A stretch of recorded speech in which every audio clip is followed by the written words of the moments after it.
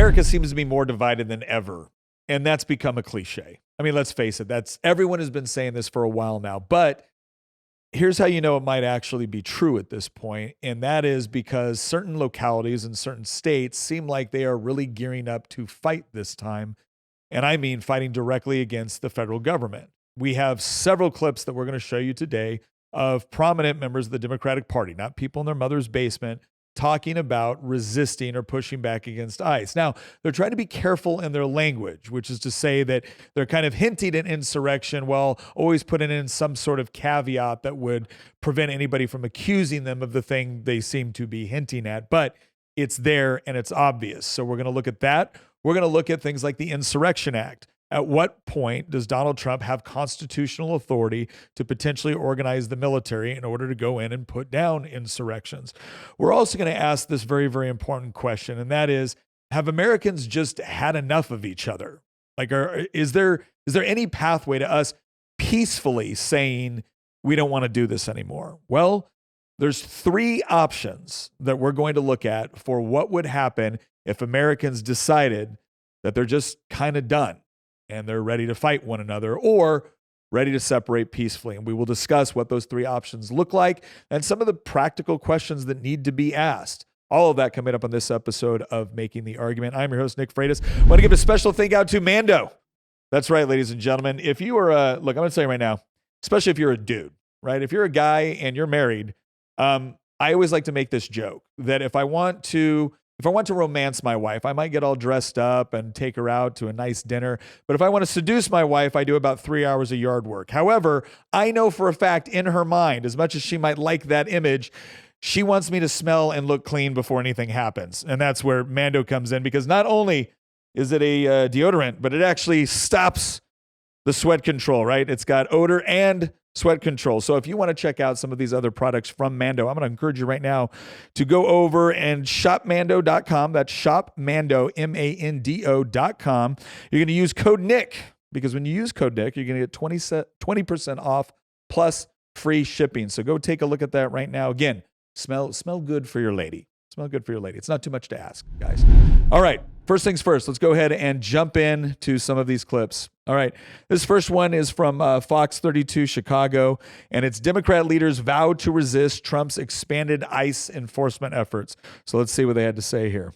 The Trump administration continues its crackdown on illegal migrants. Several Democratic leaders are pushing back. We're going to stand up to tyranny. After a week of protests, President Trump is focusing on migrants in major U.S. cities, like Chicago, where Mayor Brandon Johnson is putting up over 400 displays with what is allowed when migrants are confronted by ICE agents. We're going to continue to resist, and we're going to do it in many different ways, whether it's taken to the streets or to the courts or policy.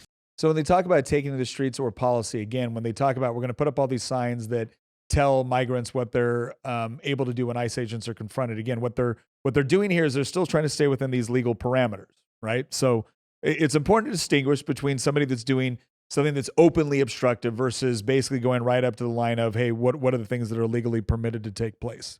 So in Chicago Wednesday, supporting ICE's efforts. They're trying to go after the dangerous, criminal, illegal aliens that are in the country harming American citizens.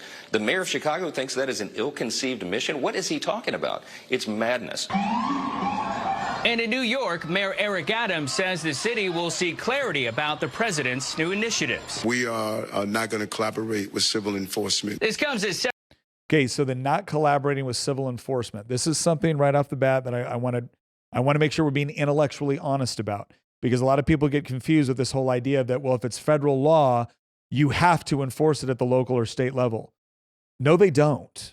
You don't actually have to allocate local and state resources to enforce federal law. Now, a lot of states and localities choose to, depending on what the federal law is. Now, the important distinction here that needs to be made is this. Because I've debated other conservatives that have come in and said, well, I want any locality that refuses to enforce federal law to be held accountable or to be arrested or to be fined or sued or whatever else it is. I don't think we do. And the reason why I say that is because there's a lot of things that the federal law can potentially prioritize that you don't want your locality or your state to focus on. Your locality and your state are generally focused around enforcing state law or local ordinances or things of that nature. A lot of your laws governing things like murder, these are state laws, not federal laws. And so it's not unreasonable for a locality or a state to say our law enforcement agencies are going to prioritize state law over federal because you have federal agencies to do that. The problem that we're having right now, where a lot of people have grown frustrated, is that Democrats have obviously allowed for mass illegal immigration into the country. It's having, negative effects at the local and state level. And then when the federal government is coming in to try to actually deal with that, you have these blue cities, these sanctuary cities, blue states that are constantly trying to throw up barriers or prevent local or state law enforcement from even engaging in very, very reasonable, low-cost methods of cooperating with ICE or the federal government. So, for instance, in a lot of these sanctuary cities, what they'll do is they'll tell their local law enforcement, it's not just that we don't want you to prioritize federal law, which might be reasonable. They're going so far as to say you are not allowed to cooperate with ICE. So if ICE comes down and says, hey, we saw the blotter, you picked up this person, we'd like to put a hold on them for us to come and get them because they're also in the country illegally, or we have other questions for them, they'll actually tell their law enforcement, don't do it, don't cooperate, don't let them know, or let them out, or whatever else it is, right? But they're engaging and they're going right up to that line of, okay, I'm not necessarily obstructing you, but I'm not helping at all. And in fact, this is the part where the line gets a little bit blurry. Am I going out of my way to make it impossible for the feds to be able to do their jobs, or to make it very, very difficult for the feds to do their jobs, right? So these are the sort of things we need to read between the lines on what's actually going on here. I want to pull up another one. This comes from Ben Shapiro. He talks about top Democrats labeling ICE the enemy. So let's look at this. The latest in Minneapolis, where the state government of Minnesota seems to be threatening the federal government under Tim Walz. Astonishing stuff. The rhetoric of the left with regard to ICE keeps ratcheting up. And the latest in Iran. Plus, we're joined by the Secretary. I want to stop right there. It was that point where he's talking about Tim Walz. This goes back to this whole idea of Tim Walz saying that I've given a warning order to the Minnesota National Guard. Now, understand that within the military, I know specifically within the Army, we kind of have three orders that we dealt with. It was a warning order, an operations order, and a fragmentary order, what we called a warno, an op order, or a frago. The warning order was basically just get ready, another order might be coming. The operations order is what you were actually given to launch or deploy, and then the fragmentary order was basically adjustments to the original order or the original mission set. So Ben's absolutely right here when he says that the moment Tim Walz said that. Now, again, he's always just a warning order. It's just a warning order. Sometimes we got to deploy the National Guard. Okay, but he said it within the context of the shooting which took place in Minneapolis, right? And it's important to remember that at the same time, they're now ratcheting their statements back when they're basically officially on the record. Leading up to this, what are the claims they made? Well, you had all these people coming forward from the Democrats saying that this ICE agent shot this woman, gunned her down, killed her in cold blood. It was unprovoked. Okay, well, you're accusing this agent of a crime. And the more video angles that came out, the more people realized that she actually hit this agent with her car. And then we found out that this same agent had been dragged by another person, a suspect that had been fleeing the scene earlier. So the more you learn about it, the more I would argue, the more a reasonable person looks at all these considerations and says, okay, if you want to have a tactical discussion on, could this been done better? Could this been done better? Sure, fine. But this idea that he gunned her down in cold blood, that's ridiculous.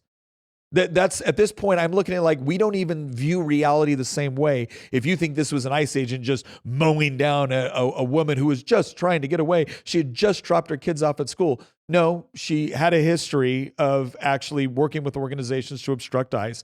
She was actively engaged in obstructing ICE. She was given a lawful command to stop her vehicle. Her wife decided to yell out, "Drive, baby, drive." And then she ran into another ICE agent as she was trying to get out. Or trying to kill him. We will never know. Let's assume she was trying to get out. You still had an ICE agent. He doesn't know what's going through your mind. He doesn't necessarily see which way the tires are going. At this point, he just knows he's getting hit by a car by somebody that is already there to essentially exacerbate the situation and obstruct him. So is it reasonable for him to assume that maybe she intends him bodily harm, or at the very least doesn't care if he undergoes bodily harm in her attempt to do what she wants to do?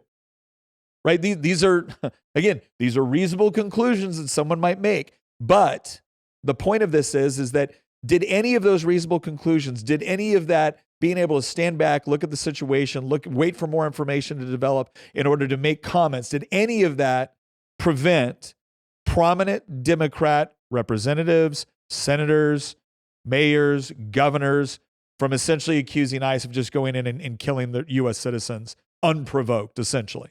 No, it didn't. And so it's very, very difficult for me to sit here and be like, oh, well, okay, you're just saying that we're going to get the National Guard on call because, hey, who knows, Minneapolis might be rioting. Yeah, I don't believe you because you weren't big on calling up the National Guard the last time Minneapolis was burning to the ground, right? But now you want to do it for this, and it's all within the context of you pushing back against ICE. Let's look at the next one.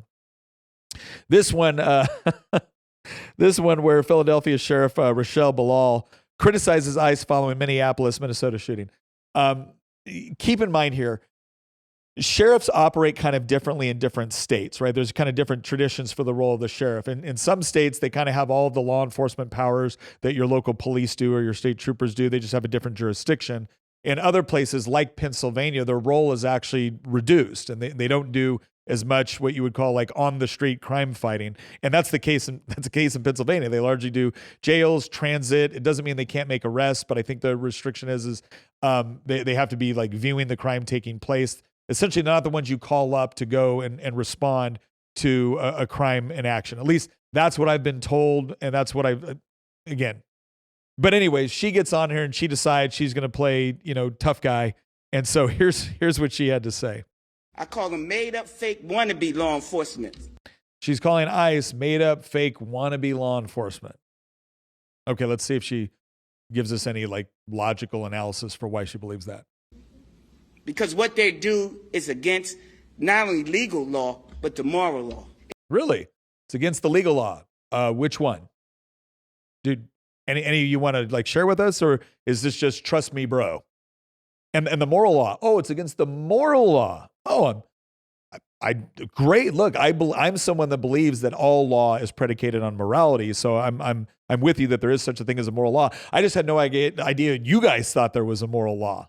That's fascinating. If any of them want to come in this city and commit a crime. Okay. Notice the caveat here. If anyone want to come into the city and commit a crime. Yeah. Okay. We get it. You can't, if you're a federal agent, you can't go and actually break the law in the city, whether it be local, state, or federal. If you do, you can be arrested.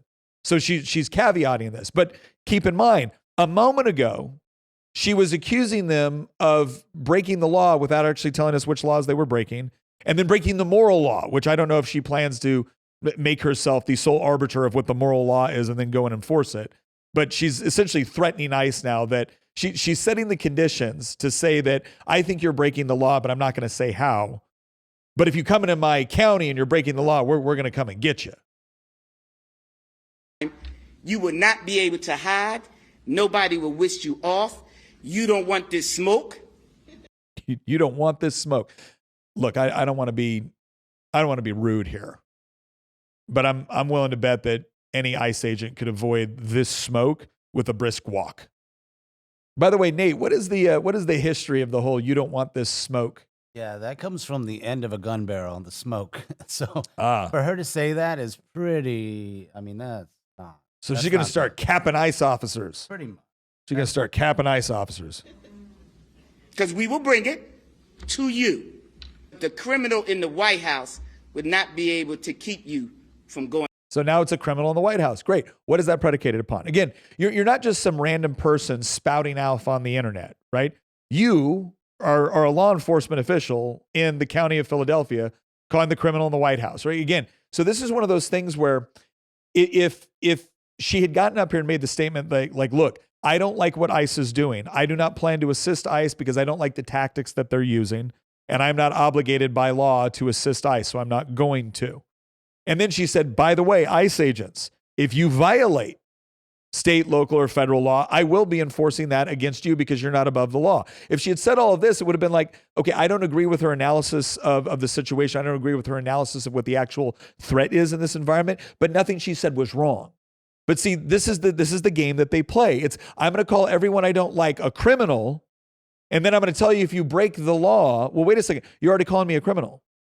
You're basically already saying that I've broken the law. You haven't articulated what, you haven't given me due process, you haven't even done the basic courtesy that you would expect out of a senior law enforcement official to not make such pronouncements until you had more evidence. You haven't done any of that because you don't feel like you need to, because this is political.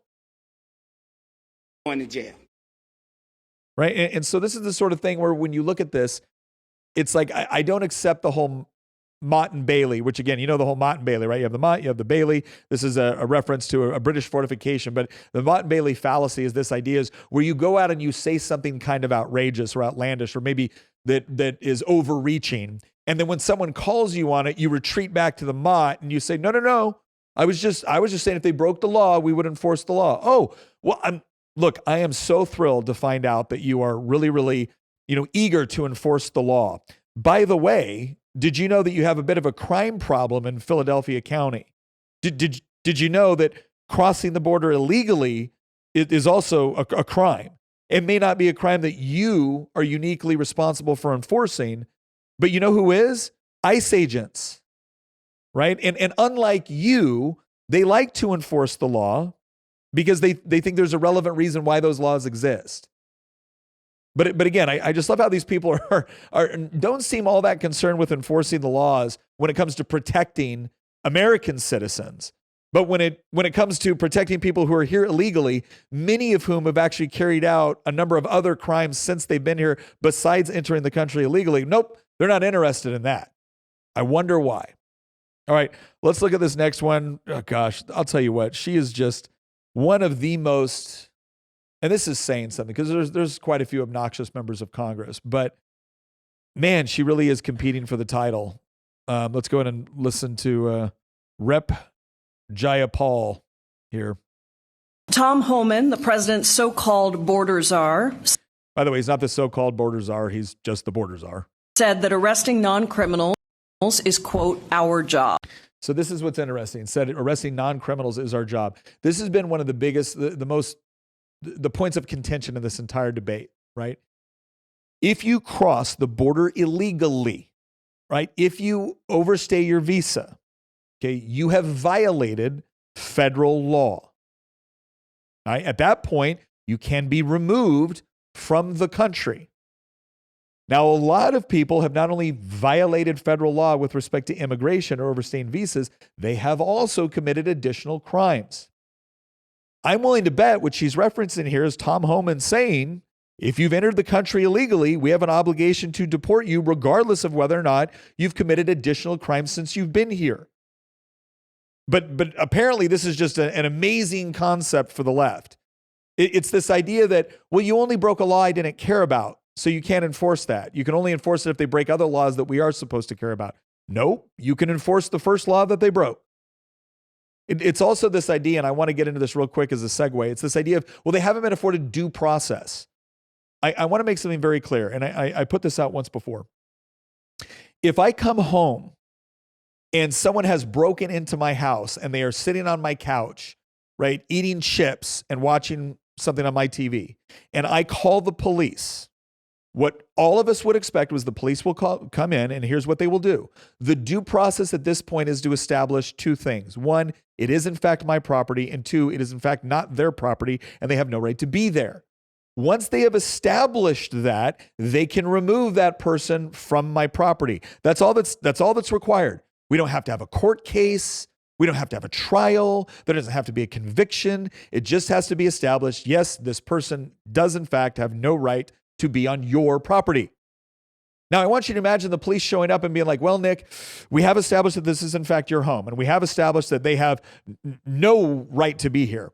However, they're now going to get to stay in your home until we have a trial and a jury of the peers, and they get convicted of breaking and entering or trespassing. And then, and only then, can they be removed from their property along with the other punishments that go with violating those laws. That's absurd. Nobody would think that was justice, unless, of course, you're a Democrat and you're talking about someone that came into the country illegally. Then all of a sudden, apparently what we're supposed to do is keep them in America, go through a lengthy trial, and then we can remove them. We don't got to do any of that. Due process for removing someone from this country is merely establishing that they have no legal right to be here. That doesn't require a drawn-out court process. And Stephen Miller's quota for 3,000 arrests a day is driving ICE to indiscriminately arrest people at any cost. At any cost. Okay. They're indiscriminately arresting people at any cost. Really? Then here's my question. Then why are they putting up with any of the protesting that's going on that is deliberately standing their way from carrying out their duties? Again, they want to elevate at any cost. No, it hasn't been at any cost. They've actually put up with a lot of crap to try to carry out their legal responsibilities. In Los Angeles, ICE has been racially profiling people, kidnapping and disappearing people, causing... So once again, you're now accusing them of crimes. They've been racially profiling. Do you have proof of this? No, of course not. She doesn't require proof. Kidnapping. Well, kidnapping is a crime. If I detain you for questioning, which by the way, when the police pull you over and they stop you on the highway and ask for your ID and claim that you were speeding and whatnot, you're temporarily being detained while they basically go through the process of either giving you a ticket or asking you a question about something because they have probable cause based off of something else you were doing or whatever it is. They're temporarily detaining you, right? They're not, if they then have to take you to jail, they're not kidnapping you, right? But again, there's no distinction here because they don't need a distinction. It's just you're kidnapping and disappearing people. What does that even mean? If you are in the country illegally, you are detained and stopped, right? There's some sort of probable cause to stop you. You're detained. You are asked for your identification. You fail to provide any identification. You're not able to call anyone to get you an identification. It later becomes, it is then determined through an investigation that you're not in the country legally, and so you are deported. That's not disappearing you. You have been detained, arrested, and deported. Okay? Not disappeared. But again, this is the sort of language that they use. So why am I supposed to take them seriously when they say, no, we're not being insurrectionists, we're not obstructing, right? We're just preparing in case ICE violates the law. Fear and terror in people who simply look Latino, speak Spanish, speak English with an accent, or happen to congregate on certain corners. Okay, I love the congregate on certain corners because here's what I'm willing to bet. I'm willing to bet what she's referring to is the fact that there are a lot of people in the United States, some of here potentially legally, some of here illegally, but where they congregate is in places where they can pick up day jobs, right? And anybody that's lived in an area, especially I would argue probably a rural area where there's a lot of agriculture or things like that, you have driven by a 7-Eleven or a McDonald's or something like that where for some bizarre reason, there's 15 people, usually men, between the ages of about 18 to 45 sitting there. And they're not doing it because 7-Eleven's a cool place to hang out at 6 a.m. in the morning, right? So let me ask you something. You're an ICE agent and you're conducting an investigation and you are trying to find people that are here in the country illegally. Now, if you know that a common practice among people who are in the country illegally who want to be able to do work off the books congregate in certain areas in order to be able to get day labor jobs, do you think that would be a good place? I mean, if you were trying to do your job effectively and efficiently, would you do that? Would you say that someone that didn't speak a lick of the English, which is used every day in America, might be an indication that would cause you to ask for maybe identification to determine whether or not they had anything that could prove that they're a U.S. citizen? Do you think these would be considered common sense approaches to law enforcement? Because if you do, you're what we like to call a reasonable person, right? Or in this case, a horrible racist that is causing fear and terror. Can I just say something?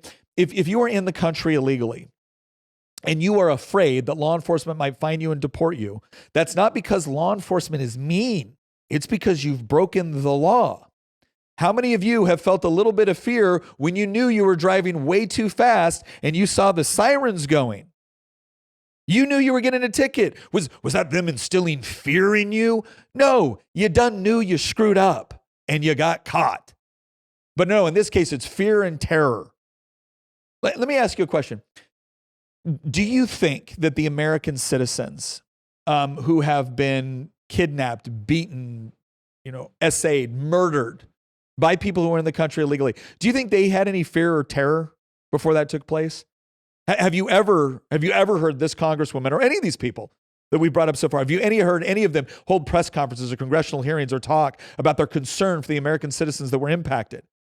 And they love to go back to, it's like, well, American citizens commit more crimes per capita. Okay, first of all, debatable. Second of all, here's what you also need to take into account. It is a tragedy when anybody is murdered by anybody. But it elevates the tragedy when it's someone that should not have been there in the first place.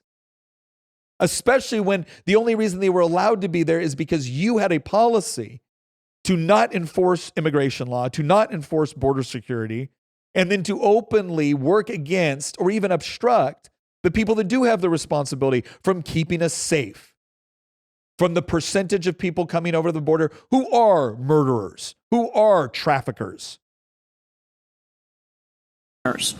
In Chicago, we've seen President Trump use imagery of going to war with an American city over its immigration policy. You want to talk about imagery. If Donald Trump wants to use imagery, which seems warlike, here's an idea. Why don't we just show imagery from the Summer of Love or the BLM riots, the George Floyd riots? I'm talking to the protests. There were protests too, where people just peacefully went out there and said what they had to say. Fine. But when cities are burning down and the press is calling it mostly peaceful, and you got people in power like her cheering them on, right? Do you bear any responsibility? Forget images of war. That feels like war. Policies. In D.C., Los Angeles, and now in Memphis, we have seen the Trump administration call in the National Guard to aid and act as support for immigration enforcement. So important to understand something. Yeah, he had to deploy. First of all, D.C. is a federal city. He's completely within his constitutional authority to completely federalize that police department. And he did. And yes, he brought in the National Guard. Guess what happened? It got cleaner and crime went down. Dave Chappelle made a joke out of it in his comedy skit. When it came to places like Chicago and other places, why did he call in the National Guard? Well, it was very easy. There were riots brewing. ICE officers were actually being obstructed by citizens in those cities.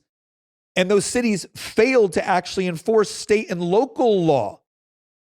Now, if you're not going to enforce state and local law, forget federal immigration law. If you're not going to prevent your own citizens from engaging in assault, rioting, looting, obstructing, well, then, yeah, he has to call in additional resources in order to allow ICE agents to carry out their responsibilities. By the way, in Memphis, and now in Memphis, you want to know why in Memphis?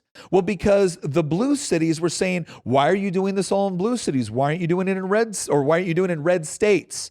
They're all blue cities. Why aren't you doing it in red states? And then he did it. Tennessee governor said, we would welcome you coming in with the National Guard in order to assist with immigration enforcement. These actions set an extremely dangerous precedent and are a huge waste of resources. I don't want to hear a peep out of a Democrat talking about a waste of resources when they are all lining up to defend Somali fraud. You want to talk about a waste of resources? How about the billions of U.S. tax dollars that have gone to fund fraudulent NGOs, welfare, charities? Please spare me your concern about wasting resources. Not to mention the fact that you know how all of this could have been avoided? It's pretty simple. Ready? Secure the border. Don't allow for the mass importation of people who are here illegally. But you didn't want to do any of that. And so now we have to deal with the consequences of that. And yeah, at times it's messy. At times it goes down in ways that I would prefer it did not. But the problem is you let it, you encourage it, you continue to encourage it, and you accept no responsibility for it. And then you don't care when the officers that are responsible as an agent of the government for carrying out federal law enforcement, federal law, are targeted, doxxed, their families are threatened, their children are threatened. You give aid and comfort to the people doing those things.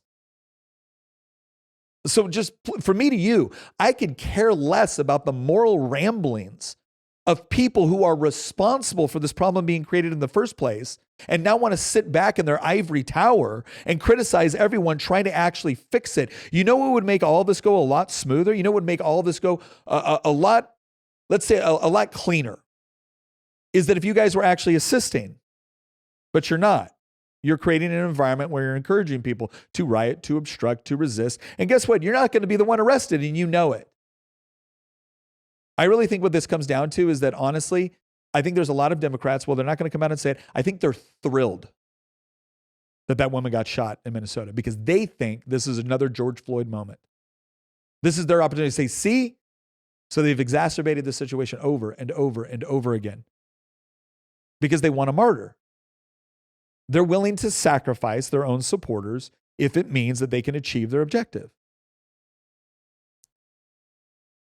So this is kind of the first segment. I wanted to be able to highlight, like, look, this has become a regularly featured thing.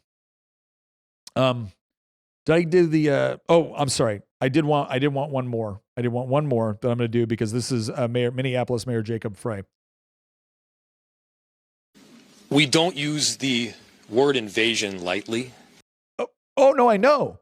When millions of people were crossing over to the border illegally, you didn't use the invasion at all. So let's see why you're using it now. What we are seeing is thousands, plural, thousands of federal agents coming into our city. And yeah, they're having a tremendous impact on day-to-day life. Okay, so let me see if I understand this correctly. Millions of people crossing the border illegally is not an invasion, but thousands of U.S. citizens in the form of federal law enforcement coming in to enforce that is an invasion. Okay, so not an invasion when millions of people that are not citizens come over, but it is an invasion when thousands of U.S. citizens come. Thanks for clearing that up, Jacob. Really appreciate the clarification on this. And look, the reason why we should be looking at this is going way beyond this idea of just kind of heightened rhetoric is, do y'all remember this? Mapping the Black Lives Matter movement protests.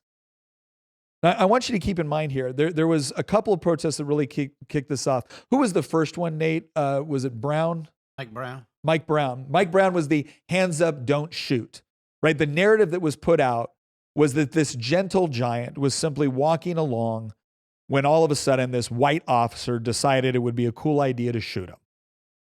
And then it came out, well, he had just robbed a convenience store. Yeah, but he didn't take anything big because, again, the way this works is that it doesn't matter. At first it was he didn't do anything wrong. There was, okay, yeah, he was a suspect for having robbed a convenience store, but it wasn't a big deal. This officer didn't need to shoot him over it. And then it came out that, well, the officer didn't shoot him over it. He confronted him, and Michael Brown essentially tackled him and tried to get his gun, and then he got shot. So nothing about that was hands up, don't shoot. It was don't rob people and don't try to beat up a police officer and take his gun and give him the impression that you might want to kill him and you won't get shot, which I think is a fairly easy way to avoid being shot by the police, personally. All right, then we have George Floyd, and George Floyd was, this officer just murdered this guy, put his knee on his neck. And then the more you find out about the actual case, the more you realize that it probably had far more to do with the drugs that were in George Floyd's system than anything the officer did. And once again, this hero, this icon of the civil rights movement had been arrested multiple times.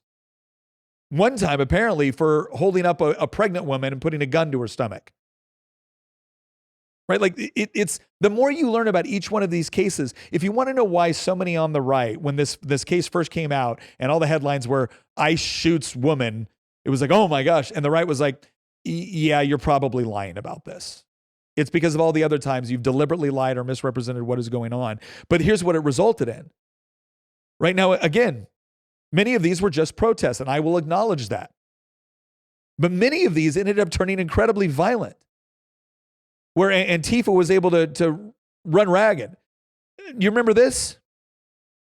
This is CHOP.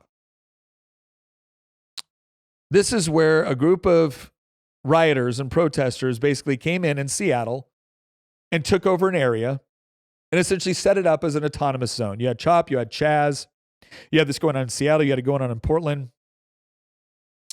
And what ended up happening over time is, at first it was just this zone where people would be free, and you see this power to the people and ACAB, which means all cops are bass. You get the point, right? All of it. Pigs F off. right? This was the little autonomous zone they set up for safety. And then people started getting assaulted and murdered within the zone because the mayor of Seattle did not have the actual intestinal fortitude or courage to send in law enforcement to break this up, right? But this was a form of insurrection. This was a form of rebellion. And remember, Donald Trump was president. He said, we are standing by to provide support if you require it. And these mayors, the Seattle mayors specifically, said, well, this could be like a summer of love. They were totally willing to back open acts of rebellion and insurrection, provided it was in service to their political objectives. So I don't want to hear it when I say, yeah, I'm concerned about what comes next, because these rebellions never generally happen as just like a grassroots movement, right? There might be a lot of frustration. There may be various conditions, but usually one of the catalysts is you have an event combined with people that have some sort of legal or social authority within the environment. You have some sort of leader. And in this case, it's Democrat mayors, it's Democrat sheriffs, it's Democrat police chiefs, it's Democrat governors, it's Democrat attorney generals, it's Democrat district attorneys. They're the ones providing the moral legitimacy for this sort of behavior. And now they think they have a cause, and they think they have a target in the form of Donald Trump and ICE, where they believe that this may be their moment. And I think it should be taken seriously. Now, one of the things I just want to point out is I do find it just a tad bit comical that all of the mayors and the governors that were talking a good game back during these riots that they allowed to happen, of defunding the police, of replacing police officers with social workers. Now they're the ones that want to call up those same law enforcement officials. They want to call up those same people to actually fight on their behalf. So just keep in mind, they hate the people they're going to rely on to actually do the fighting. Why? Well, because who's going to do the fighting if it's not the local law enforcement? Is it going to be these mobs of liberal white women? Is it going to be the whole activist army of people that define themselves based off of their mental illness? The ones that don't think private citizens should own guns? Like, are these the people that are they the vanguard of the revolution? I don't think so. So here's the question. What they're engaging in, is it insurrection?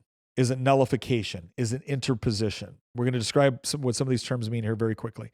So a way to think about nullification, if you want to read more about this, go look at Tom Woods. Tom Woods has probably written the most about this, and he writes about it in a way that's easy to understand. He provides the historical context of all of it. But nullification is essentially this idea that when the federal government oversteps its bounds or does things that are legal or outside, then the states have the authority, and some would argue the responsibility, to engage in nullification, which is to say that we don't see any justification within the Constitution or the authorities that have been delegated to the federal government. And so we're not going to recognize this law that you're now attempting to impose on the states. All right. One of the ways that they did this was actually with the Federal Runaway Slave Act. So Wisconsin, back in the day, back in the 50s and 60s, I believe, pushed back against federal marshals trying to return slaves into captivity. And you could say, well, I think that's noble. I think it's a noble reaction to a bad federal law, right? That nullification was, we're not going to acknowledge it. Interposition is when you go so far as to say, not only are we not acknowledging it, but we're not going to use our own state or local resources to obstruct you or prevent you from doing it. Right. So one of the ways that nullification and interposition was used, or was attempted to be used, was during the civil rights movement, when they were doing things like forced integration of schools. You had Democrat states that were actually using their local law enforcement or whatnot in order to try to prevent integration. That was also an instance of nullification or interposition. The important thing to remember here is this. Nullification and interposition is a tool. It can be used for good or it can be used for ill. Let me give you another case. This is the part where Texas said, we're being invaded. We are being invaded. And the federal government is not actually doing anything about it. So we're going to do something about it. Well, what happened?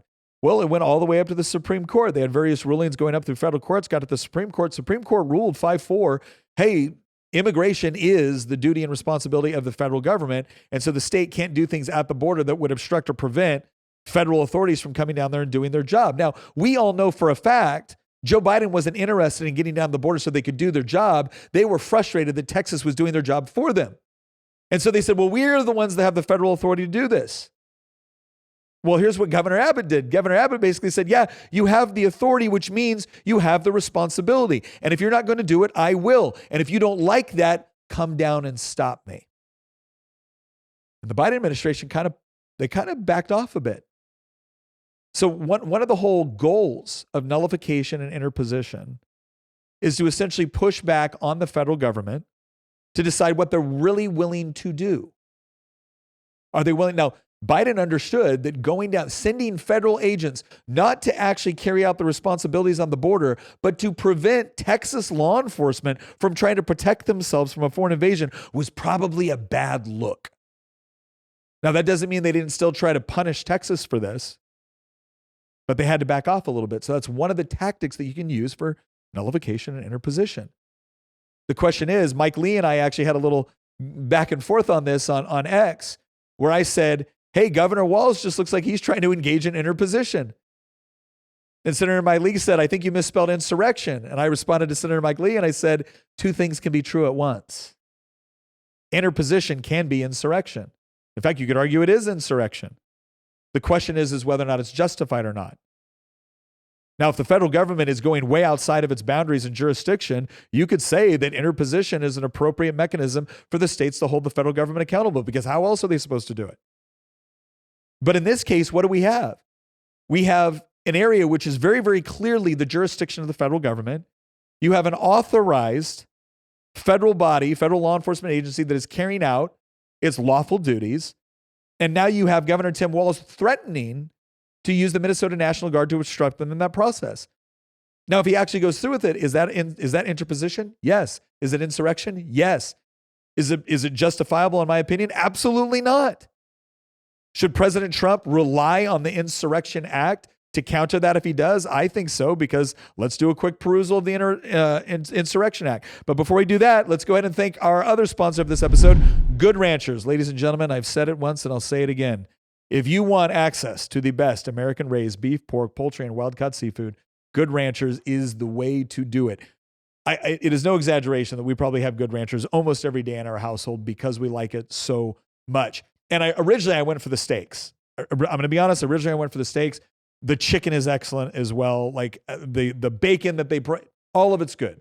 All of it's good. I have yet to get anything from Good Ranchers that I didn't like. And the good news is that now if you go to goodranchers.com and use my exclusive code Nick, you're going to get free meat and an extra $25 off your order. That's right. Free meat with your subscription. So you're going to see some extra stuff to go along with what you already got. It is so nice to be getting to that point in the month where you're like, oh man, we got to go shopping again. And then boom, all the meat for the month shows up. It is a wonderful feeling for me to not have to go to the store then, to have it all right there, to know it's going to be delivered, to know it's going to be good and excellent. And now again, you're getting free stuff with it. Plus, it's a great way to not only support the show, it's a great way to support a wonderful family-owned business. Go check them out, goodranchers.com. Use my code Nick. Don't forget that part. You're leaving meat on the table if you forget that part. So go ahead and do that. Okay. Insurrection Act of 1807. The Insurrection Act of 1807, the U.S. federal law that empowers the President of the United States to nationally deploy the U.S. military and to federalize the National Guard units of the individual states in specific circumstances such as the suppression of civil disorder or insurrection and of armed rebellion against the federal government of the United States. The Insurrection Act provides a statutory exception to the Posse Comitatus Act. Posse Comitatus is essentially you don't use the military to engage in law enforcement activity. That limits the president's deployment of U.S. military to enforce either civil law or criminal law within the United States. After invoking and before exercising the powers authorized under the Insurrection Act, Title 10 U.S. Code requires the publication of a presidential proclamation whereby the U.S. President formally orders the dispersion of the peoples committing civil unrest or armed rebellion. The Defense Department guidelines define homeland defense as a constitutional exception to the restrictions of the Posse Comitatus Act. Therefore, the political, military, and police measures necessary to protect national security from external threats are exceptions to the restrictions of the act. So what this is distinguishing is between a foreign threat versus a domestic threat. So you can use the U.S. military on U.S. soil if what you're doing is you're combating a foreign threat that is somehow either invaded or gained some sort of other foothold, engaged in insurgent activity, whatever else it might be.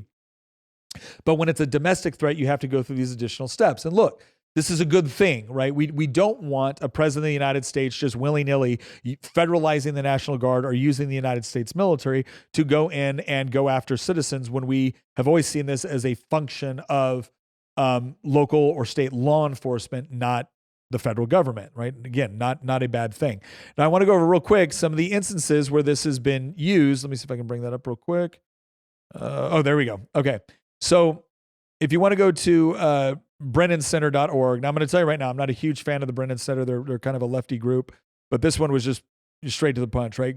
Guide to Invocations of the Insurrection Act. In 230 years, the act has been invoked in response to 30 crises. Now, you look at a lot of these, you have things from like the Whiskey Rebellion, you have the Fries Rebellion.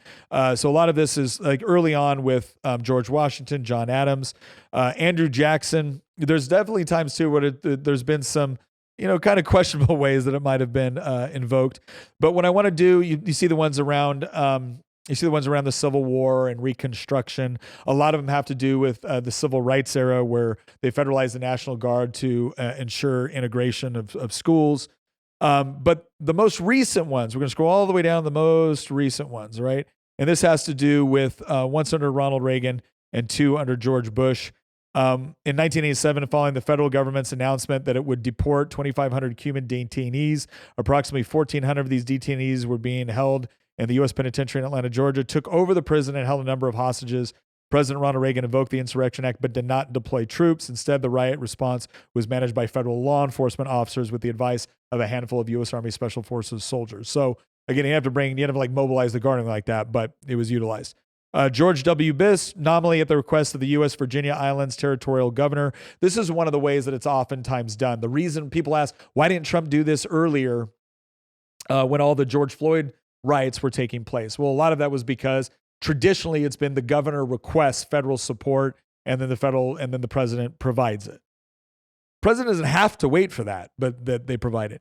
And then obviously 1992, large-scale civil unrest erupted in Los Angeles after 4 white Los Angeles police officers were acquitted in their trial for beating black motorist Rodney King. I love it. This is why I have a problem with the Brennan Center. They say black motorist Rodney King. What they mean is guy who had committed a lot of like crimes in the past and who was who was probably so high in angel dust that he could like fight off several officers. So this idea that it was just a motorist, they just beat up a motorist because he was black. That's absolute garbage. When you actually understand what happened with that entire thing, he had resisted arrest, he had resisted officer commands, and then he had fought back against the police officers. The video looks really bad until you understand a little something about what Rodney King was on at the time. Again, we can argue all day long with respect to tactics, but a big problem with the tactics there was it was the Los Angeles City Council that had told Los Angeles Police Department stop using the chokehold, which was a far more effective and less brutal way to take somebody down, and start using your batons. And it was officers, including the officers that are involved there, that basically said, if we use our batons, you're going to get angry with us because this isn't going to look good. And Los Angeles City Council said, no, we have your back. Well, we saw how that went over for them. But these were some recent cases under Reagan and Bush where Insurrection Act had to take place. Again, I would have said that if Trump would have invoked the Insurrection Act with respect to the riots that were going on, I think most people would have supported that and said, yeah, that's justified, especially when you look at stuff like CHOP and Chaz, where now all of a sudden you have people in Portland, you have people in Seattle that were essentially setting up these autonomous zones, and in some places going right after federal buildings, federal employees. There was limited deployments in order to protect those buildings, but not to essentially, quell the riots that were taking place, because the bottom line is Democrat mayors, governors, city councils supported the riots. They thought it was beneficial to them, or it was in line with their ideological thinking. But there can be little question that a lot of that falls within that category of, again, I think a strong legal case could have been made that this was not just, certainly wasn't peaceful protesting. And the question is, did it have an insurrectionist vibe? Well, one of the reasons why you could say, one of the arguments that you can make is that, well, were law enforcement or local government directly participating in it? No, but they were giving sanction to it. And so there was an element of lawlessness there that Trump probably could have gotten away with invoking it without a governor asking for it. But he chose not to, in part because I think he was trying to demonstrate restraint. And he was also trying to demonstrate that, but here's what's fascinating. with all of it going down, they just turned back and blamed Trump, right? Like it was Trump's fault that they didn't actually enforce their own laws and provide security for their citizens. Now, here's something that has come out, protecting American communities from criminal aliens. This came out on April 28th in 2025. And this is where the White House, this is where the president kind of makes the case for why ICE and why elements of the National Guard are doing what they're doing. And I want to go over a couple of these sections within this executive order to talk about the reasoning here. Purpose and policy. Federal supremacy with respect to immigration, national security, and foreign policy is axiomatic. The Constitution provides the federal government with plenary authority regarding immigration to protect the sovereignty of our nation and to conduct relations with other nations, thus must be able to deal with one national government on such matters. This power is sometimes contained in specific constitutional provisions. Article 2 of the Constitution vests the power to protect national security and conduct foreign policy in the President of the United States. And Article 4, Section 4 requires the federal government to protect each of the states against invasion. The federal power over immigration is also an inherent element of national sovereignty. All of that's been well established, right? This is all kind of common sense. The one thing I want to talk about, the federal supremacy, all right? You've heard this concept of the supremacy clause. The supremacy clause does not mean that the federal government can do whatever it wants because it is supreme. What it means is that when it comes to the authorities that have been granted to the federal government, right, it takes supremacy over state and local authority. Right. And this just makes sense, right? If it is a responsibility of the federal government, then the federal government has to have the necessary authority to carry out that federal responsibility. Right. This is where you get into things like the necessary and proper cause and the supremacy clause. Right. There are some, what's funny is that is the left that is usually saying, oh, well, the supremacy clause means the feds can do what they want. Right. The general welfare clause means the feds can do what they want. Oh, the necessary and proper clause means the feds can do what they want. No, it doesn't. What it does is it grants authority to the federal government to do certain things or places restrictions on the federal government's authority based off of the specific enumerated authorities it is granted. This is the whole reason why we have the 9th and 10th Amendments to the Constitution is to make sure that the federal government understands that a right doesn't have to be expressly outlined in the Bill of Rights to still be retained by the people, and why the 10th Amendment exists to essentially say that if it's not as an express authority given to the federal government is retained by the states or the people. Okay, but now they want to have this interpretation of the supremacy clause, or that now all of a sudden the left is shifting their argument on this thing traditionally. The problem is that they're screwing up, because instead of, what they typically like to do, which is let the federal government run roughshod over things like education or healthcare, things that have never been primary responsibilities, if responsibilities at all, of the federal government. Now they're taking something that is an expressed responsibility of the federal government and trying to say that, we don't really want to acknowledge it. I want to go to Section 2, this designation of sanctuary jurisdictions. Within 30 days of the date of this order, the Attorney General, in coordination with the Secretary of Homeland Security, shall publish a list of states and local jurisdictions that obstruct the enforcement of federal immigration laws, sanctuary jurisdictions. After this initial publication, the Attorney General and the Secretary of Homeland Security shall update this list as necessary. Immediately following each publication under subsection A of this section, the Attorney General and the Secretary of Homeland Security shall notify each sanctuary jurisdiction regarding its defiance of federal immigration law enforcement and any potential violations of federal criminal law. So again, this is about going back and letting them know. Again, he's going through a process. He didn't just say, I'm going to label something a jurisdiction, I'm going to go after and crush it. He's like, no, we're going to post what it is based off of the stances and the positions and the activities you've chosen to engage in. And we're going to notify you that we are now designating you this because you've designated yourself as this. Consequences for sanctuary jurisdiction status. With respect to sanctuary jurisdictions that are designated, and it goes to the section of this order, the head of each executive department or agency, in coordination with the director of the Office of Management and Budget, and as permitted by law, shall identify appropriate federal funds to sanctuary jurisdictions, including grants and contracts for suspension or termination as appropriate. Thank God, let's do more of it. It's basically saying that, look, a lot of federal funds that go into these jurisdictions are for what? Education, healthcare, welfare. If you are saying that you are going to set up your local jurisdiction as a place where people who are in the country illegally will get access to the very things that you are using federal funds to support, we are going to pull those federal funds until you are willing to stop obstructing the federal government in the carrying out of its duties. That's perfectly reasonable. And by the way, something that we should have been doing a long time ago. Because think about what's going on here. You're essentially inviting people who are not supposed to be here into your jurisdiction, and then you're using tax dollars of people in other states and other jurisdictions to finance it. You should not get to do that. Not to mention that because when we apportion seats for Congress, it takes in the general population as opposed to just citizens. You're actually getting greater congressional representation in Congress based off of the non-citizens and illegal people in your jurisdictions. So we're not going to reward you for this.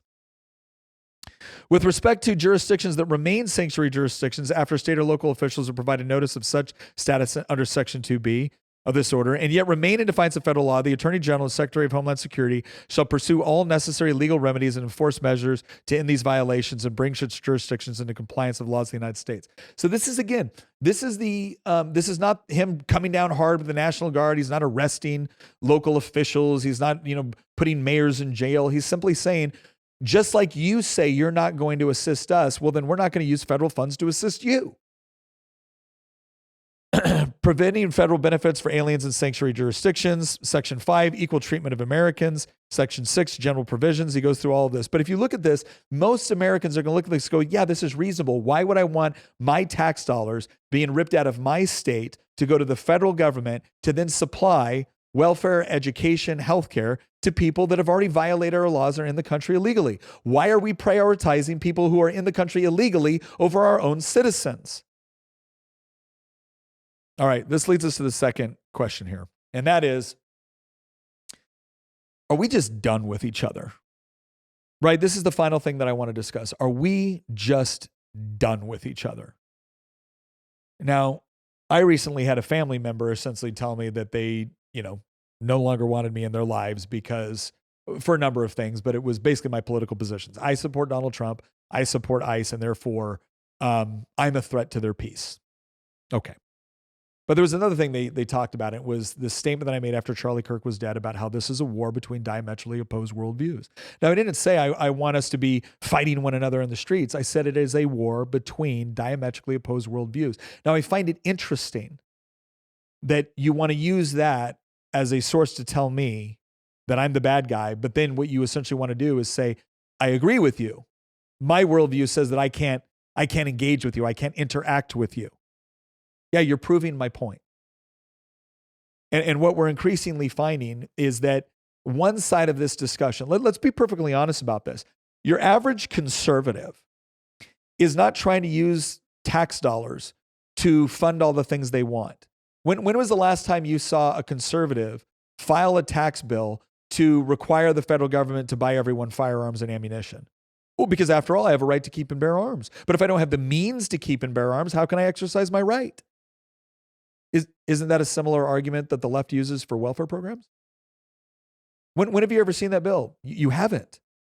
You will see people that donate to Republicans that are trying to get federal grants or you will see that. And guess what? When I was a state legislature, I opposed a lot of those grants. I was regularly there voting against grants where everyone is looking at me going, why do you care? I'm like, I don't think the government should be involved in this. If you want to spend the money that way, great, do it. If you want the money, go convince your customers. Don't ask me to take it and give it to you.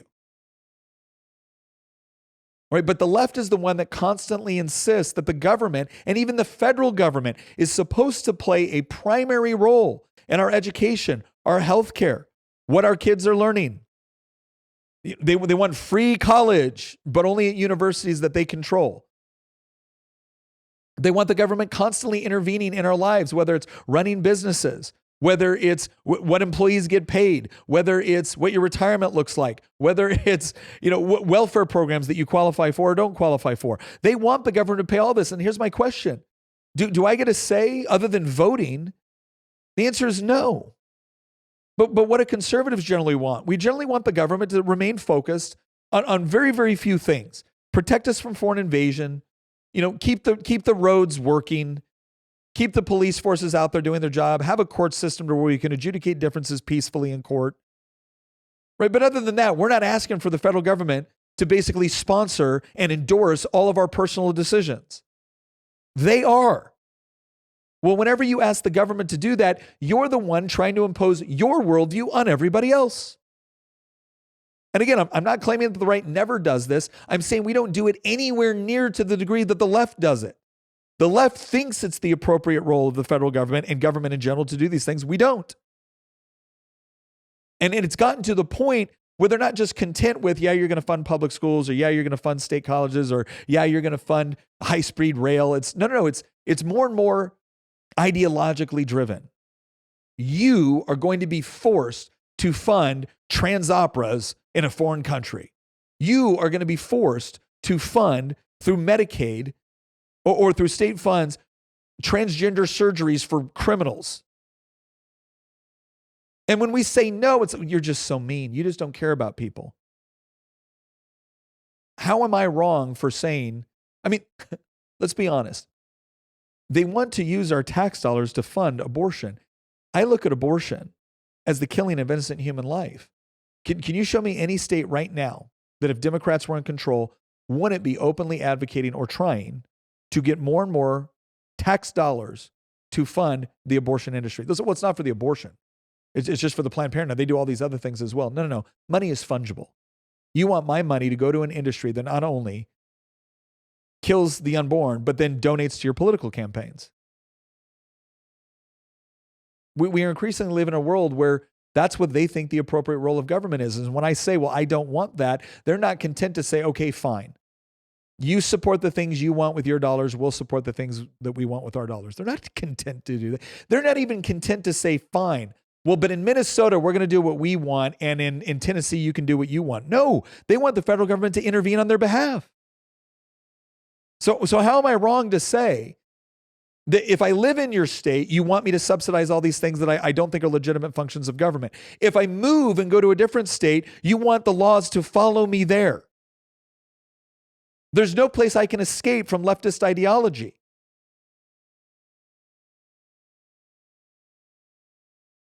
So we need to have this discussion on what's going to happen next, because I think there's three things that are going to potentially happen. The least likely one, in my opinion, at this point, is we come to a peaceful agreement where we say, okay, fine, you get your states, we're going to go back to federalism, where the federal government it's not going to do all these things, right? If Minnesota wants to, hand out a bunch of fraudulent daycare dollars, fine. They can do it with the money of Minnesota taxpayers and nobody else's. You don't get anybody else's money for that. If you want to convince the people of Minnesota that they should be funding fraudulent daycare centers, that's between you and the people of Minnesota, but leave Virginia, leave Tennessee, leave Idaho out of it. And we just see how, and then all of a sudden we say, look, federal government, you're not going to be responsible for all these things you've been doing before. You're not doing a good job. You're crushing Social Security. Medicaid and Medicare is so wrought with fraud. It's not the federal government's responsibility. Stick to Article 1, Section 8. Let the states do the rest of this stuff. If you have one state that want to be a bunch of commies, fine. They can go be a bunch of commies, but they don't get to use other people's money to do it. I think most red states would say, cool, that's what we wanted all along. That's what we wanted all along. The blue states will never put up with that. Why? And that's why we probably won't get that. We probably won't get just a strict return to federalism and keeping the federal government within its very, very specific and enumerated powers. Because the left doesn't want that. They want it all, baby. So the federalism option is probably off the table, unless we win. Now, when it comes to the peaceful national divorce, the peaceful breakup, where we all just say, hey, guys, you got your states, we got our states, and we're just not going to do this anymore. We're just not going to do this anymore. If you guys want to set up some sort of, federal system among the states that all agree, that's fine. That's your business. But we're going to go back down to each individual state does their thing, and then we will come up with any sort of arrangements or federalized system or national system based off of how it all shakes out. Here's why I don't think that's very likely. Take a look at the map, ladies and gentlemen. What do you see? Right here, what we have is basically an extremely detailed map of the 2024 election. Again, this was when you go back to like the 1860s and you look at the break that happened as a result of that, what you generally saw was significant cultural and geographical differences along with everything else. What you see in the United States now is a significant divide between urban and rural. That's where the divide lies, urban and rural. And it's important to understand too, because some people look at this map like, oh my gosh, look how red it is. Okay, yeah, but in the blue areas, that's 183,000 to 225,000. In some of these like red areas, it's 2,100 to 379. So it's important to understand that, again, we have an incredibly large urban population that tends to be overwhelmingly left-wing or Democrat. We have a rural population that tends to be overwhelmingly conservative. And then obviously we have our states where we understand between the suburbs and the cities and whatnot. This is the part where, again, I have a hard time figuring out what would that actually look like. What would it actually look like if we did this state by state? But I'm going to give an opportunity for a couple guys to talk about this real quick. And those are Tom Woods and Jeff Dice. So let's just hear, I want to hear Tom Woods here. This is 1 minute and 50 seconds. And we're going to take a look, listen to this. Secession is an approach you take when you have irreconcilable differences. That's in effect what happens. Right now in the United States, we have well over 300 million people, and we are divided right down the middle in how we look at the world. We have radically different worldviews. And instead of saying, why don't we work on an arrangement where people who think one way can just live according to those ideas and people who think another way can live that way? Instead, we feel like we have to win and triumph over our enemies. Well, there has to be one way to think that dominates the entire country. And at some point, you should ask yourself, is that really the most civilized way for us to organize society? Is that the most civilized way for human beings to live with each other? And I'm inclined to think that it would be better if we said, look, we just don't have the same vision for what society ought to be. And instead of every 4 years having a low-intensity civil war with each other to see who's going to ram ideas down the throats of the others, what if we say, well, why don't you live your way and we'll live our way and we'll see, let the best man win kind of thing. The one thing I want to say, and I have a lot of respect for Tom Woods as a historian and a thinker on these things. So I don't want to give the impression I'm like, hammering Tom. I'm not. I think Tom is someone that's really worth listening and reading and considering, because I do think he's a very important thinker. And like I said, he's a very gifted historian. The issue that I see with this, and this is going to come through, is again, going back to that map, is how do we arrange that? Like the original system of federalism was supposed to achieve that. It was supposed to be this idea that e pluribus unum, right? It was this idea out of many one, and the one was a kind of this national identity, but it wasn't supposed to be all encompassing, right? We didn't have a national government. We had a federal government. And there was an important distinction there. And a lot of this comes from everything from English common law to this concepts of the order of the lesser magistrates. It was this idea that you kept the decisions that were more personal to the individual local, because one, they were easier to change if you made a mistake, and two, they could be tailored toward the individual issues that were affecting that region. Right? I don't want the federal government deciding what little programs should look like in Culpeper, Virginia, because they're not going to properly understand what's going on, and they're not going to be able to adapt to changing and evolving circumstances. So keep that stuff local. For the bigger stuff with the states, same principle. Keep the stuff at the state level that is appropriate for the state level. And then same thing for the federal government, which was, again, predominantly supposed to be about foreign policy and creating something of a free trade zone within the United States. But the left won't accept that. And I don't know, to Tom's point, and again, he deserves to be heard out on this because this is a small clip, right? He deserves to be heard on this. The question of how do we figure that out on what do you get versus what do we get, and how does that happen without conflict, is getting more and more difficult to try to adjudicate. Let's listen to the rest of the clip. That's all it is. There have been numerous cases of secession throughout world history. The real reason they'll call you names for it is that secession is not on what I call the 3x5 card of allowable opinion. It's not an opinion that's been pre-approved for us by the Washington Post and the New York Times and the political and academic classes. So therefore, we peons are not allowed to entertain this idea. And I think he brings up a good point here. It's this idea that obviously, and I would say this, I don't think it's as simple as just saying it's not something that we're allowed to think. I think there's a deep-seated sense of patriotism. I think for the left, they're not willing to accept it, predominantly because they think they're going to win. the right has a hard time accepting it because we tend to be more patriotic.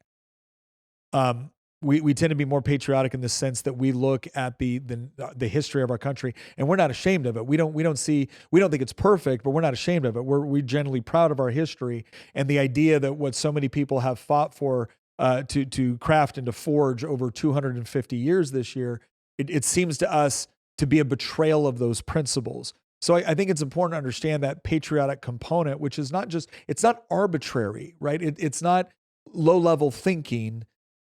Patriotism is generally essential to the survival of a country. And so I'm one of those people that I have a hard time with this idea that we wouldn't remain the country I was born into. By the same token, I think he makes an important point that when people get to the point where they are so sick of one another and they don't want to coexist and they want to cut off their family members, then we have to start asking the question of, okay, well, if we don't deal with this peacefully, how do we deal with it? And if your version of peacefully is, well, we won the election, so now we can impose this stuff on you, there's a certain threshold that people won't accept. How do we know? The left isn't accepting it right now. The threshold for the left not accepting an election is now. Because Donald Trump is enforcing federal immigration law, they want to go to war over this. They want to fight over this. They want to get out on the streets and riot. So once again, it's not us tearing apart the country over the things that we're mad about. They're doing it. I want to go to this post real quick too about Jeff Deist. He used to be president of the Mises Institute. I got to hear Jeff Deist talk this weekend too. He gave a really, really just impressive talk. But he talks about kind of the economics of national divorce. But before that, he's also talking in here about kind of the different parties' disposition toward this idea of national divorce. So let's listen to it real quickly here. Look, I understand. Don't get me wrong. I don't think this is imminent. I understand that left progressives will never yield an inch of turf. But the reason they will never yield is because they have a sense of inevitability. Real quick, he's saying this 2 years ago. So that's important. All right. They have a sense that the route is on, and they're going to control everything. It's going to be a uniparty America. So why should they give up even an inch of ground, Tom? But you know what? When Trump came along and shattered their sense of inevitability by, against all odds, defeating Hillary Clinton, and that sense of progressive inevitability was shaken, deeply shaken, we saw the left talking about this. We saw the left talking about sanctuary cities. There's an article in The Nation called Blue Exit. It's basically saying, oh, these racist retrograde states, we have to abandon them now. So a lot of the rhetoric surrounding secession tends to involve whether you're currently prevailing or not politically. So I think Jeff makes a really important point here, because I think that's true. I think the more and more, when you feel like your side is on the ascendancy, of course you want to keep it all. And when you think that you're not, it's this idea of how we break away. Like I remember after Trump won, California had the people out there marching with California as a nation, not a state. I do think this, though. I think that there's a lot of people on the right that, as patriotic as we are, we serve certain places and we're far more likely to say, good, if you want to go off on your own, go for it. Now, what's interesting is the blue states will point to, it's like, oh, the red states get more federal funding. You need us more than we need you. It's like, okay, until you look at the type of federal funding and where the federal funding is going within those respective states. Because in a lot of cases, some of your larger military bases are in red states. And that obviously comprises a lot of federal dollars. But that doesn't necessarily mean that everyone's on welfare or that these are all transfer payments that everyone's dependent upon. And then all of a sudden, when you look at the welfare statistics, what do you end up finding? Oh, it turns out that it may be true that on the aggregate, more money is going into red states. But when you cut out funding for the military, when you cut out other funds like that, and then you start to look at things like welfare spending, you find out, yeah, blue cities and red states. It's kind of the same thing when you look at crime statistics. Oh my gosh, Tennessee has a higher murder rate than Memphis does. And we allow the local jurisdiction there. So here's what I want to look at here. This is an idea or a concept that we're going to have to look at and consider. And like Jeff said, this was 2 years ago. He says it's not imminent, but more and more we're getting to this point where I was on trigonometry recently with Constantine Christen and Francis, and they They said, last year, Nick, you said that the thing that nobody was talking about that they needed to pay attention to was that young men are going to revolt. And he goes, well, that seems to be the case. He goes, what's your prediction this year? And I said, the window for those of us in the West to peacefully reconcile with one another is rapidly closing. And they pressed me like, what do you mean by that? I said, I think I mean we're getting to a point where violence is going to be more prominent. He said, well, okay, how do why do you think? I'm like, well, if you live in a place where the government is increasingly making it very, very difficult for you to provide for your family, very, very difficult for you to be able to educate and raise your children in the way you want, difficult for you to be able to defend yourself by stripping you of the tools necessary to be able to do so, you're creating conditions where now the government can do anything they want to you in the most personal and intimate of ways. And there's going to be a number of people that stand up and say, I'm not going to put up with that. And when you do this at a more macro level, there's going to be states that push back and say, I'm not going to put up with that. Well, again, what we found is that the threshold for what red states are willing to put up with from the federal government is much higher than what blue states are willing to put up with from the federal government. Red states were pushing back on things like, we're being invaded from our southern border and you will not do anything about it. So we're going to deploy our law enforcement to do it. We're going to do your job for you, federal government. That was their threshold. What was the blue? What is it appearing to be the blue city threshold? If you dare to come into our jurisdiction and remove people that came here illegally, we will resist you. But we demand the federal funds necessary in order to support it. Right? That's what happened in New York City. That's what happened in Chicago. That's what happened in these blue cities who were very, very proud sanctuary cities until Governor Abbott and Ron DeSantis started shipping people in buses up to blue cities. Then all of a sudden it was a crisis that they demanded the federal government come in and help them with. Wait a second.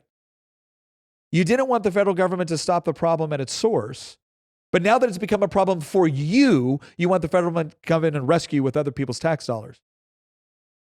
You remember how quick Martha's Vineyard was to take the people that were flown out to them, put them on a military base or put them on a base and then get them out there as quick as possible? Yeah. This is the level of hypocrisy, of logical inconsistency that we're all tired of. The difference is that here's the crazy part. Ready? Here's the takeaway. The left is much farther along this process for resorting to actual violence, actual separation, actual pushback than the right is. What's changing is the right is ever so slowly catching up. That's what's changing. This fight has been going on for a while. It's just that one side really wasn't participating.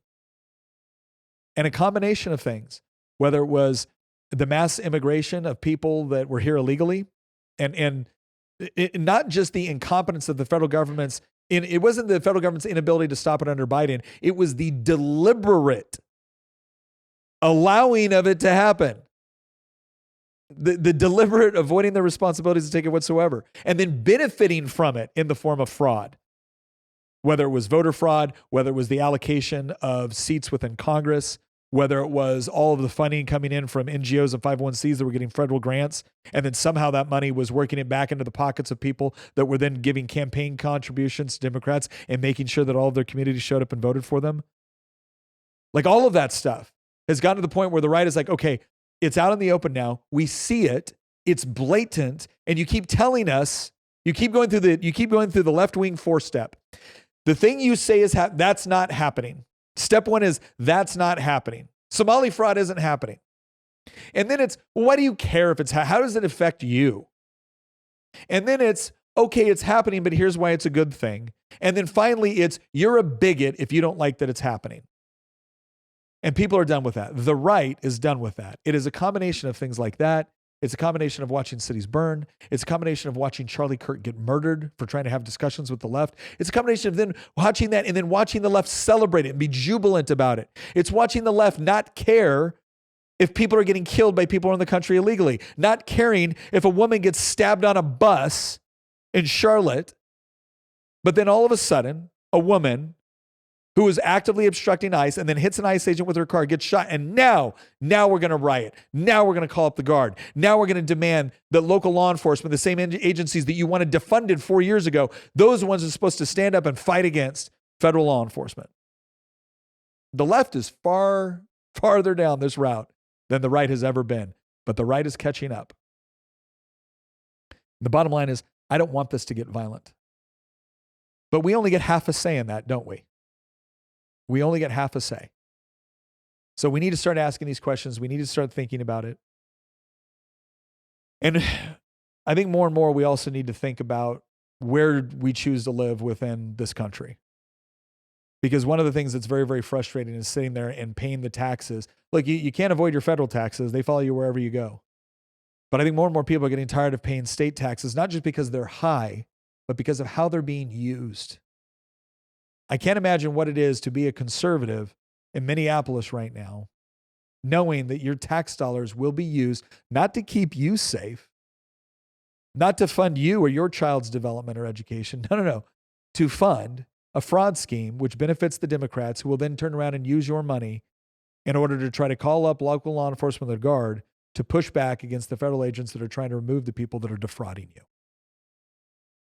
There's got to be a point where you just say, if we don't have a reasonable path to changing that in our state, then maybe it's time to go to a state that will actually protect you and defend you.